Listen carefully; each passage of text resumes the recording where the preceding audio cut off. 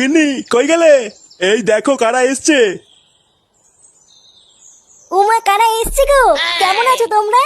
আমরা ভালো আছি বৌদি, এই একটু প্রণাম করতে আসলাম তোমাদের। হ্যাঁ, আর আমাদের ফুটোর ছেলে হয়েছে নাকি শুনলাম। কই সে? ও ফাটা, এই আশেপাশেই কোথাও খেলছে হয়তো। ফাটা, এ ফাটা, একটু এইদিকে আয় তো।